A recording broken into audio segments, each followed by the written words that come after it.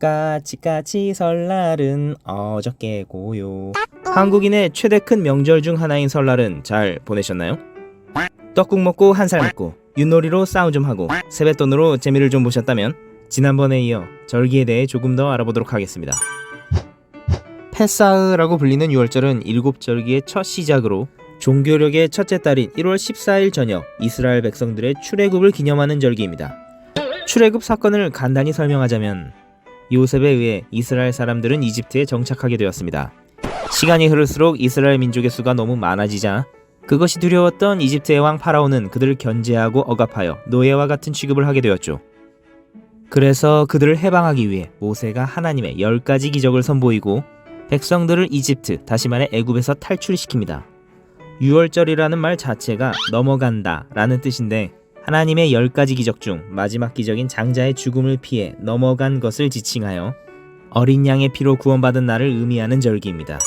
유월절 희생양은 흠없으신 예수 그리스도의 죽음을 예시하며 십자가에 달리심으로 우리를 죄로부터 구원하신 것을 상징한다고 볼 수 있습니다. 유월절에 관한 내용은 출애굽기 12장에 자세히 설명되어 있으니 궁금하시다면 성경을 꼭 읽으시길 바랍니다.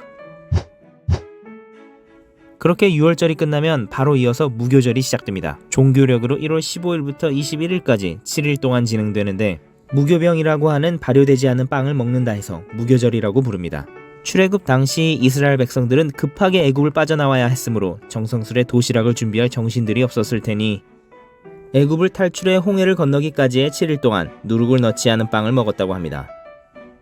무교절은 그 고생한 날들을 기억하기 위한 절기죠. 유대인들은 7일 동안 집안에 누룩을 없애고 누룩을 넣지 않은 무교병을 먹으며 지내는데 그것은 성도의 성별된 생활을 상징합니다.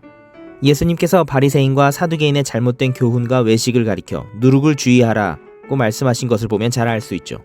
현대 이스라엘에서는 첫날과 마지막 날을 법정 공휴일로 지정하여 그날에는 일을 하지 않음으로써 하나의 성일로 기념하고 있습니다. 무교절 안에 들어있는 절기로 초실절이 있습니다. 초실절의 유래는 이스라엘 백성들이 이집트를 탈출해 하나님의 권능으로 기적같이 홍해를 건너 육지에 다다른 날을 기념하는 절기입니다. 유월절 후 첫 안식일 다음 날 보리의 첫 단을 드리는 초실절. 초실절이라는 이름 자체의 뜻대로 처음 열매를 드리는 것입니다. 이스라엘 농경 문화에 따라 그의 첫 수확한 곡식인 밀이나 보리를 그 중에서도 첫 열매를 드리기 때문에 그렇게 불리는 것입니다. 그뿐만 아니라 예수님이 부활하신 날을 기념하는 부활절은 이 초실절에서 유래되었습니다. 고린도전서에서 언급한 그리스도께서 부활의 첫 열매가 되셨다 함이 그것을 설명하고 있는 것이지요. 고린도전서도 읽으실 거죠? 초실절에 이은 다음 절기는 칠칠절입니다. 초실절로부터 50일째 되는 날 두 번째 거둔 곡식을 바치는 감사의 절기로 맥추절 또는 오순절이라고도 부릅니다.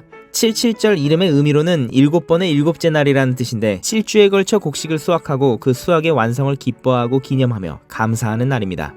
신약에서는 예수님께서 부활하신 후 50일 되었을 때 마가의 다락방에 성령이 강림하신 날을 기념하여 오순절을 성령 강림절이라고 부르기도 합니다. 칠칠절은 레위기 23장에 더 자세하게 설명되어 있습니다. 오늘 알아본 4개의 절기는 하나의 흐름으로 쭉 이어지는 절기들입니다. 이름과 시기는 조금 다르지만 그 의미는 하나님께서 베푸신 구원에 대한 감사에 있다고 생각합니다.